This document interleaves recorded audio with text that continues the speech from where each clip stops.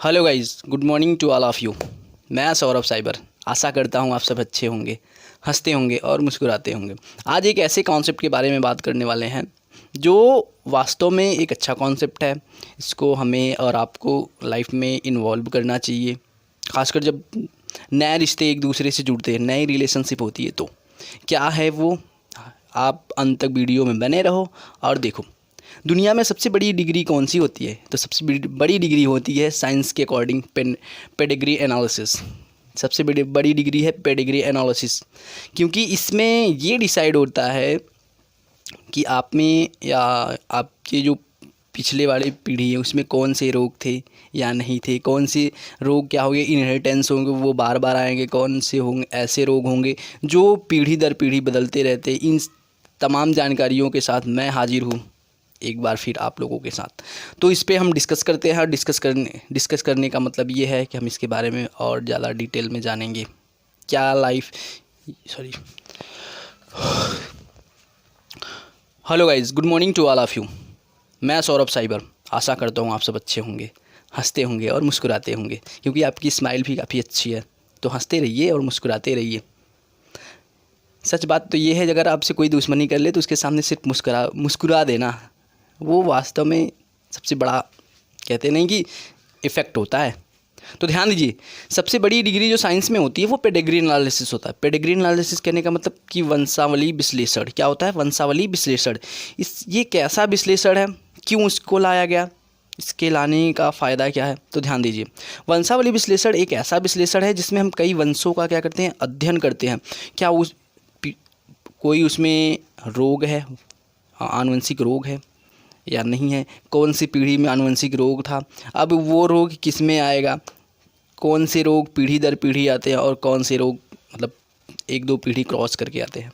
तो इन सब के बारे में बात करने के लिए हमें पढ़ना होगा वंशावली विश्लेषण, पेडिग्री एनालिसिस। ध्यान दीजिए, पेडिग्री एनालिसिस एक पैरामीटर है जो ये बताता है कि पीढ़ी दर पीढ़ी मतलब जो अफेक्टेड होते हैं उनके बारे में हमें बताता है। तो ध्यान दीजिए, हम पेडिग्री एनालिसिस को ऐसे नहीं पढ़ेंगे, पेडिग्री एनालिसिस को हम पढ़ेंगे सिंबल के द्वारा। किसके द्वारा? सिंबल के द्वारा। तो आप यहाँ पे देख सकते हैं, यहाँ पे जो सिंबल बने हैं, अगर आप इन सिंबल के बारे में जान गए तो यहाँ पे जो ट्री बन के आई है, फैमिली ट्री जिसको कहते हैं, क्या कहते हैं इसको? Family tree.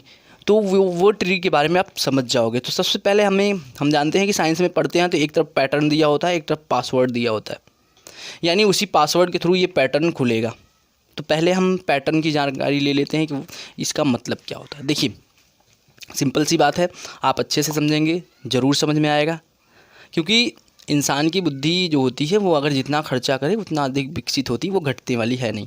ध्यान दीजिए, जो रेक्टेंगल है यहाँ पे आप देख सकते हैं, यहाँ पे रेक्टेंगल है। तो रेक्टेंगल किसको क्या कहते हैं, प्रदर्शित कर रहा है? रेक्टेंगल कर रहा है मेल को। किसको प्रदर्शित कर रहा है? मेल को। और जो सर्कल है ये किसको प्रदर्शित कर रहा है? फीमेल को। किसको इंडिकेट कर रहा है? फीमेल को। अब देखिए, जो हेक्सागोनल है यहाँ पे, हेक्सागोनल, तो हेक्सागोनल किसको डिटरमाइन कर रहा है? तो ये बता रहा है कि जो आने वाली पीढ़ी क्या संतति है उसका क्या है, सेक्स डिटरमाइंड नहीं है, यानी लिंग निर्धारण नहीं है, मेल है या फीमेल है। यहाँ तक आप समझ गए। अब देखिए, जब इन दोनों के बीच में मेल और फीमेल, ये रेक्टेंगल मेल है और सर्कल फीमेल है, इन दोनों के बीच में सिर्फ सिंगल बॉन्ड हो, क्या हो? Single bond. तो ये दर्शा रहा है कि इन दोनों में मैटिंग हुई है। क्या हुई है? मैटिंग हुई है। अब ध्यान दीजिए, यहाँ पे डबल बॉन्ड हो गया, यानी इनके रिलेटिव के बीच में भी क्या हुई है? मैटिंग हुई है। अब रिलेटिव के बीच में कैसे मैटिंग होगी तो हम इसके बारे में अभी यहाँ पे चर्चा करेंगे। अभी आप इतना समझ लीजिए, सिंगल बॉन्ड है तो मैटिंग हुई है, यानी मेल और फीमेल में। अब यहाँ पे डबल बॉन्ड है तो उनके रिश्तेदारों के बीच में भी क्या है? मैटिंग हुई है। अब ध्यान दीजिए, आगे जो ट्री बना है, ये ट्री क्या दर्शा रहा है? ये ट्री दर्शा रहा है कि ये मेल है, ये फीमेल है। इन दोनों की जब मैटिंग हुई, मैटिंग होने के दौरान इनके दो संतति हुए। कौन से? दो संतति हुए, एक में फीमेल हुआ, एक मेल हुआ, एक फीमेल हुआ और एक मेल हुआ। तो हम इस डायग्राम को ऐसे दर्शाएंगे कि दो, मान लीजिए दो जनक हैं, मेल और फीमेल, उनसे अगर संतति कोई हुई तो संतति को हम इस प्रकार से दर्शा सकते हैं।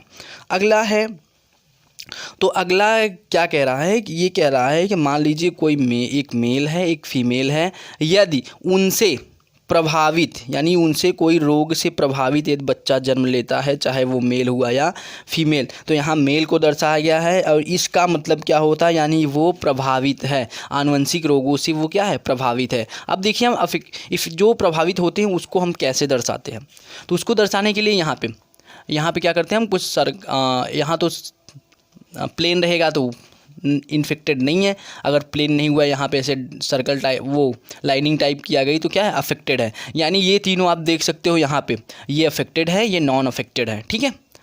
अब ध्यान दीजिए, इनमें सबसे महत्वपूर्ण जो सिद्धांत आता है वही मेंडल, क्योंकि मेंडल वास्तव में मतलब एक ऐसा सिद्धांत प्रतिपादित कर दिए कि जब तक हम जेनेटिक्स पढ़ेंगे, ये पार्ट किसका है, जेनेटिक्स का है, क्योंकि आप जानते हो जो भी हमारे जीन में बदलाव होते हैं वही क्रोमोसोम में होंगे, वही क्या कहते हैं डीएनए में होंगे, फिर वही हमारे बॉडी में लक्षण दिखेंगे।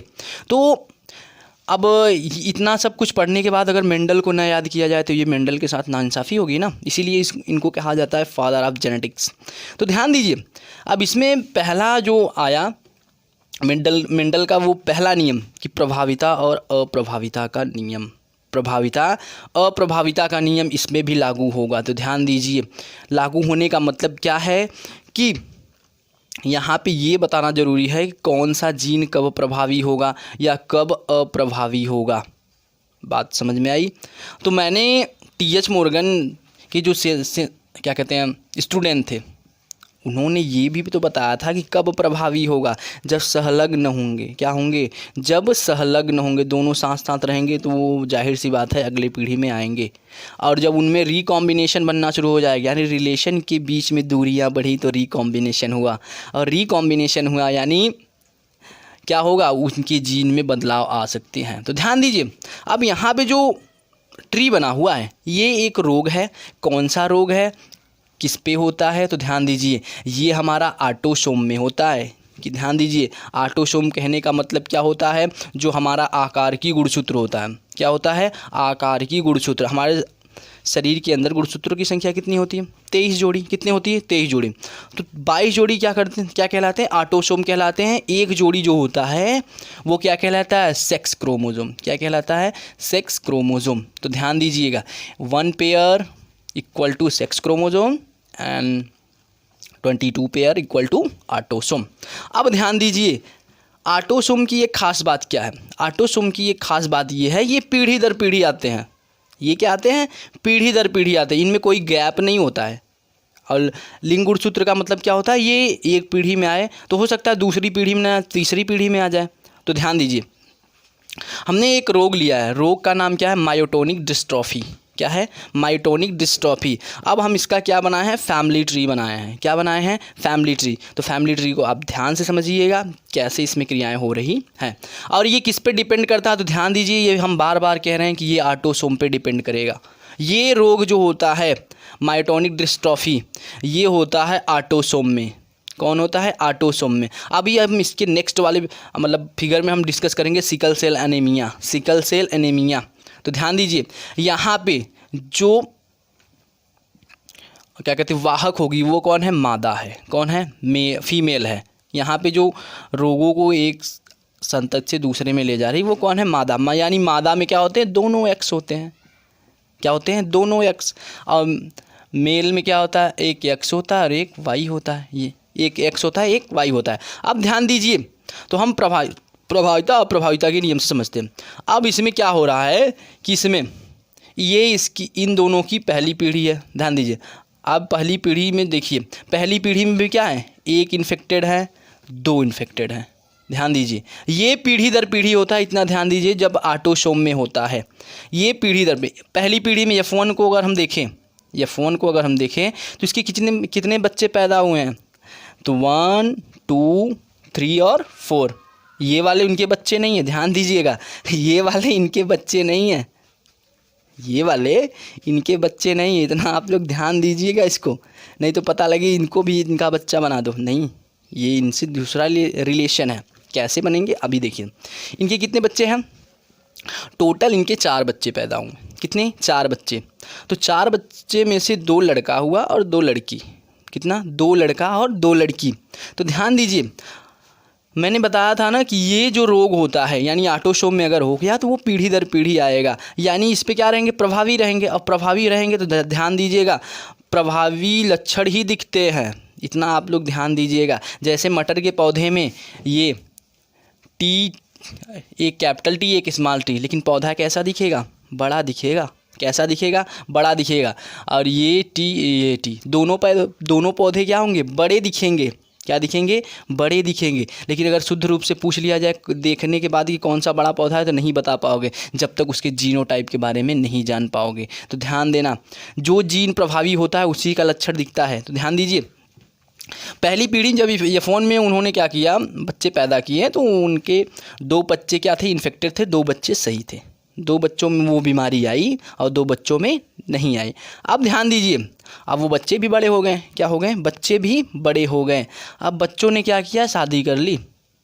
बच्चों ने क्या किया, शादी कर ली। अब शादी करने का मतलब क्या है, मेल मेल से थोड़ी ना करेगा, मेल फीमेल से करेगा। तो ये इनके बच्चे नहीं हैं, ध्यान दीजिएगा, ये इनके बच्चे नहीं है। एक यहाँ पे है, एक यहाँ पे, ये इनके क्या है, तो ये एक है इनकी बहू है और एक इनका दामाद है। इन दोनों का, ये एक बहू आ गई है, नहीं एक दामाद आ गया। अब क्या हुआ, ये तो इनकी पहली पीढ़ी थी जिसमें 2 इन्फेक्टेड थे। अब इन्होंने क्या किया, ध्यान दीजिए, अब इन बच्चों का, इधर से ध्यान दीजिए, इन बच्चों का दूसरी पीढ़ी, पहली पीढ़ी स्टार्ट होगी। तो ध्यान दीजिए, इन बच्चों का पहली पीढ़ी स्टार्ट हो गई। तो हम यहाँ से देखते हैं कि इसमें भी एक इन्फेक्टेड है, ये वाला, इसमें भी क्या है, ये इन्फेक्टेड हैं।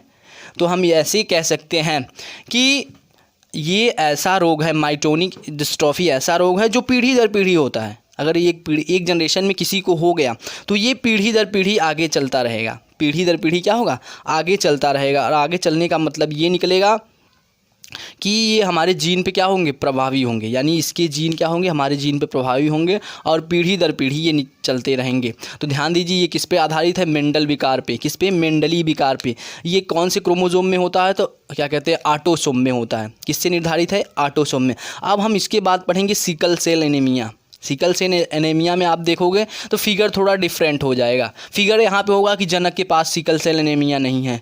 जनक के पास मतलब जनक के पास कोई ऐसा लक्षण नहीं है जो सिकल सेल एनीमिया को प्रदर्शित करता हो। तो वहाँ पे हम कुछ अलग डिफरेंस पढ़ेंगे। यहाँ पे हम किस में पढ़े, ऑटोसोम में। तो ध्यान दीजिए, ये एक पीढ़ी में आए और दूसरे पीढ़ी में आए, तो हो सकता है वो तीसरे पीढ़ी में आ सकता है। तो ऐसे ही क्या होता है, ये ऑटोसोम में अगर कोई प्रॉब्लम है, ऑटोसोम जीन में कोई यदि प्रॉब्लम है तो वो पीढ़ी दर पीढ़ी आएगा। तो इसीलिए कहते हैं ना, मतलब जब भी आप अपनी मतलब रिलेशनशिप या शादी वादी करो तो 36 का 36 गुण ना मिलाओ। सिर्फ पेडिग्री एनालिसिस करा लो कि जिससे आप शादी कर रहे हो उसका ब्लड कैसा है और आपका ब्लड कैसा है। RH फैक्टर ज़रूर मिलाना, क्योंकि RH प्लस होना चाहिए। RH प्लस और माइनस हुआ तब दिक्कत हो जाएगी। क्यों दिक्कत होगी, क्योंकि साइंस हमारा ये कहता है कि RH प्लस की शादी अगर RH माइनस वाले ब्लड ग्रुप के साथ हो जाए तो उससे मतलब पैदा होने वाला बच्चा, पहला बच्चा तो ठीक होगा, लेकिन जब दूसरे बच्चे की आप तैयारी करोगे तो जैसे ही उसका भ्रूण बनेगा और भ्रूण के ही अवस्था में उसकी मृत्यु हो जाती है। तो पेडिग्री एनालिसिस वास्तव में कराना चाहिए। और दूसरा बात यह है कि क्या उसके दादा दादी कुछ किसी रोग से ग्रसित तो नहीं थे। अब इतना कौन देखता है, यही देखते हैं ना शादी वादी में कि कितना खेत है, अच्छे से मतलब अच्छी दिख रहे हैं कि नहीं दिख रहे हैं, कितना पढ़े लिखे हैं। लेकिन वास्तविकता ये है कि जो हमारा मेन पर्पज़ है, जो हमारा लाइफ जीने का मेन पर्पज़ तो यही है कि हम स्वस्थ रहेंगे तभी तो मस्त रहेंगे। लेकिन अगर हम स्वस्थ नहीं हैं तो मस्त नहीं है। कितना भी पैसा आप कमा लो, कितनी भी खुशियाँ पा लो, लेकिन जब तक आपका स्वास्थ्य नहीं ठीक है, आप लाख पैसे कमा लो, उसका कोई मतलब नहीं है। तो ध्यान दीजिएगा, आप लोग जल्दी से जल्दी करिए और ये ज़रूर करा लीजिएगा, क्योंकि बायोलॉजी वाले अलग होते हैं। बायोलॉजी वाले की शादी में ज़्यादातर मतलब क्या कहते हैं, बाबा या पंडित नहीं जाते हैं। वो क्या करते हैं, पेडिग्री एनालिसिस कराते हैं। और हम आपसे आशा करते हैं कि जब आप लोगों की भी होगी तो आप लोग भी पेडिग्री एनालिसिस ज़रूर कराइएगा, ताकि आप लोग स्वस्थ रहें और मस्त रहें। ठीक है, तो आशा करते हैं आप सबको ये टॉपिक समझ में आ गया। अब इसके अगला चैप्टर मैं सिकल सेल एनीमिया के बारे में बताऊंगा, जो हमारे किस पे डिपेंड है, लिंग गुणसूत्र पे, सेक्स क्रोमोसोम पे डिपेंड है। तो वो कैसे होता है, ठीक है। तो पेडिग्री एनालिसिस ज़रूर कराइए। कुछ कराइए ना कराइए, दहेज लीजिए मत लीजिए, उससे मतलब नहीं है, लेकिन पेडिग्री एनालिसिस ज़रूरी है लाइफ में अगर स्वस्थ रहना है तो। Thank you.